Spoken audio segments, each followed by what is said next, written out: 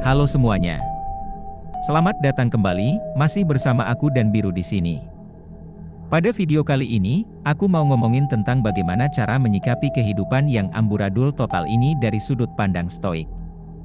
Sebelum kita lanjut, jangan lupa untuk mengklik tombol subscribe dan aktifkan lonceng notifikasi, agar kalian selalu mendapatkan update terbaru dari channel ini.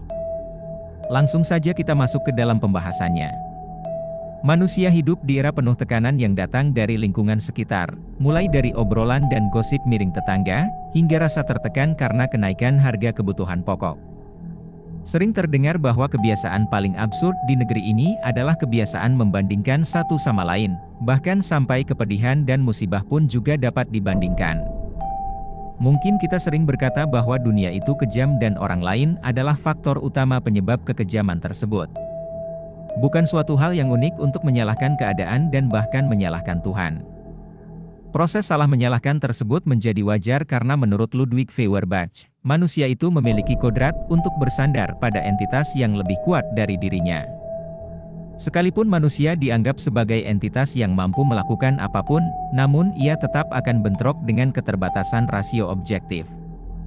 Di mana hal ini menjadi sebuah dugaan menyakitkan yang turut menyusun kodrat manusia.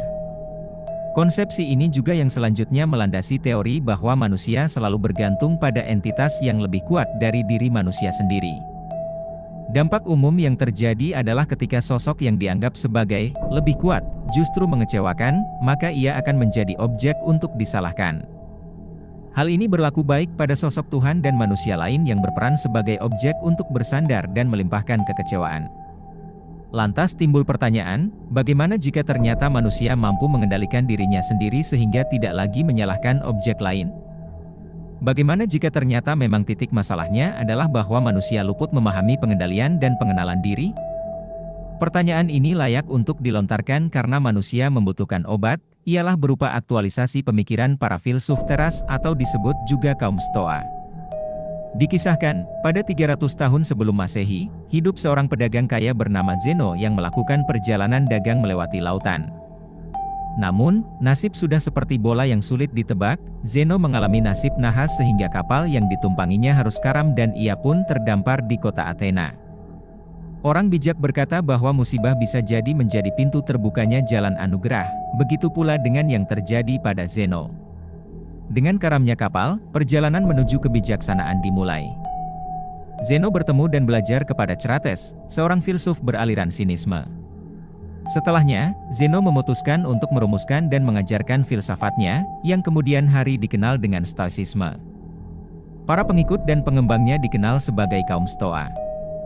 Stoicisme mengajarkan agar pengikutnya mencapai dua tujuan.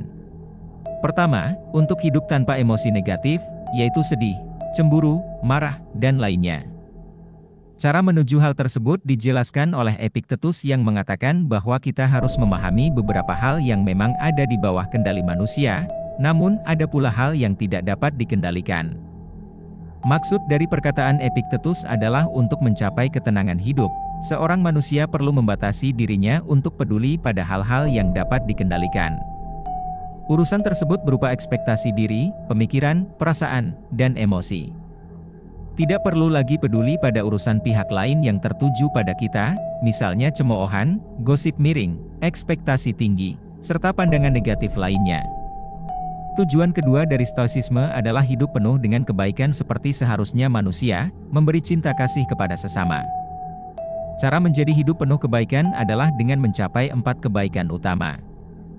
Yaitu bijaksana dalam mengambil keputusan, mewujudkan keadilan dalam memperlakukan orang lain, keberanian dalam memegang prinsip yang benar, dan mampu menahan diri. Lantas di zaman ini bagaimana cara menuju hal tersebut? Pertama kita harus melihat keadaan dunia sekitar. Era digital memberikan kemajuan dan di lain sisi memberikan beberapa hal yang menggelisahkan. Salah satu contohnya adalah budaya hoaks yang masif beredar. Belum lagi pertikaian kolom komentar di mana akun-akun tertentu memunculkan kebiasaan buruk seperti ujaran kebencian. Apakah Anda senang membuka snapgram dan sejenisnya? Maka kita lebih banyak menemukan banyak hal yang mengganggu perasaan kita, seperti pamer harta contohnya. Dunia yang kita jalani sekarang juga dikenal sebagai dunia disruptif. Di dunia ini ada banyak kejadian ataupun fenomena yang datang silih berganti dengan cepat dan bahkan di luar apa yang kita bayangkan. Setelah memahami bahwa keadaan kadang tidak sesuai dengan harapan di mana manusia tidak memiliki daya besar untuk mengatur dunia, maka diperlukan rencana yang sesuai dengan hal yang bisa dikendalikan.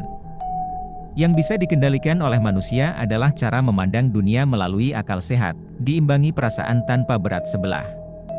Ketika mampu memandang dunia dan mengendalikan kondisi internal diri, maka manusia mampu bersikap dengan bijaksana dan tidak mudah kecewa menyalahkan dunia. Filsafat teras mungkin tidak serumit aliran filsafat lainnya, namun filsafat ini mampu untuk membuat manusia tetap berusaha bahagia dengan menjadi sosok yang tegar di tengah pahitnya hidup. Mungkin itu saja sedikit yang dapat saya sampaikan. Terima kasih telah menonton, dan sampai jumpa di video berikutnya. Jangan lupa untuk like, komen, subscribe, dan tekan lonceng notifikasi agar tidak ketinggalan video terbaru dari saya. Sampai jumpa.